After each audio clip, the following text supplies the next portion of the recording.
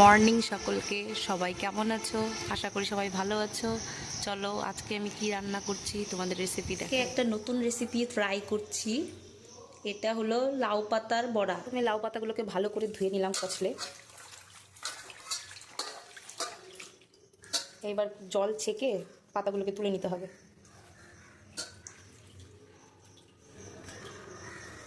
এই আমরা নিয়ে নিচ্ছি কর্নফ্লাওয়ার, চালের গুঁড়ো, হলুদ, কালো জিরে, লবণ আর লাউ পাতা নিয়েছি আমি। কর্নফ্লাওয়ার, চালের গুঁড়ো, কালো জিরে, লবণ, হলুদ সব মিশানো আছে। এবার আমি জল দিয়ে দিচ্ছি।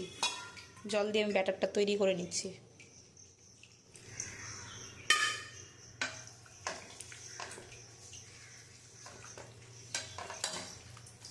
বেশি পাতলাও করা যাবে না আর বেশি ঘনও করা যাবে না জিনিসটাকে।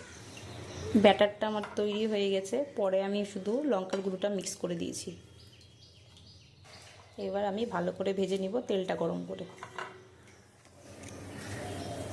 নিয়ে নিচ্ছি লাউ পাতা, এটাকে এরকম করে সুন্দর করে ফোল্ড করে নিচ্ছি। এবার ভালো করে ব্যাটারটাতে ডুবিয়ে নিচ্ছি।